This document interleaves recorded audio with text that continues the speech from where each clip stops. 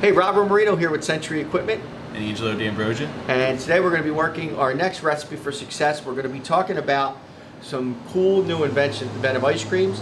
And today we have a Wasabi Ghost Pepper ice cream. When me and Angelo were kind of brainstorming on what we want to do, thinking of just kind of off-the-wall flavors. What the point of this is trying to teach our customers that you can really create anything with ice cream. Now, will it be good? We don't know. We've made some ice creams that have been home runs, we've made some ice creams that have been singles, and we've made some ice creams that we've struck out with. This Wasabi Ghost Pepper, it's a new one. But when we work with a customer, we really want to teach them to be inventive, to be creative, to try new things.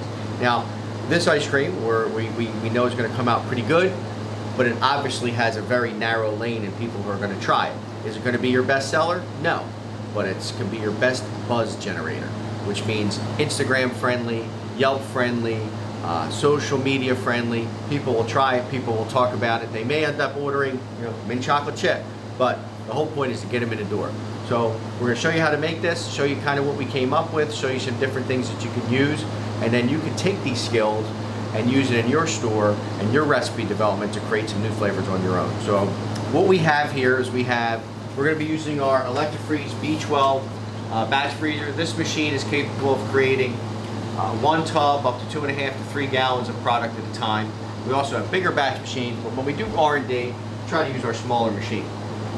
So we're going to be putting 5 quarts of a 14% butterfat mixin in the product. And what we have here, we have some wasabi powder, Wasabi sauce. and we have some ghost pepper salt. When we were kind of coming up with this recipe, we really didn't know how much paste, how much powder, how much salt, ghost pepper salt to use. It's really trial and error. So what we like to do is we like to get the liquid mix, and we like to mix the ingredients in, whisk it in, and taste it.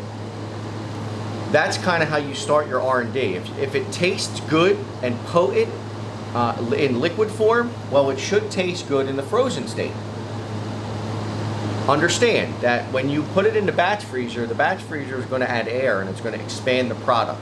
So if the flavor and the taste is weak in its liquid state as you start your research and development, it's going to be weaker in its frozen state. So you really want to taste it when it's in liquid form. Yeah, and make sure it's potent enough. So what we mixed in here, we have a little bit of wasabi powder, a little bit of wasabi paste, and some ghost pepper salt. I believe we have 3 ounces of salt. 3 ounces of the ghost pepper salt, 8 ounces of the powder, and 3 ounces of paste. Now, depending on your taste and what you want, you can play with these. And we mixed everything in. We start small. We started with a little, whisked it in, tasted it. Start adding a little more, tasted it, until we feel like we have a comfortable balance of both the pepper salt and the wasabi powder. Understand, when you're mixing multiple ingredients and you're trying to hit 2 different tastes, there needs to be a balance there. Something to maybe hit you on the forefront and hit you on the back end as well. So consensus says we got a pretty good start. It's pretty potent. Even if it dies down a little bit with the infusion of air, it's still going to be a good flavor. So we're ready to throw this in the machines. Let's get rolling.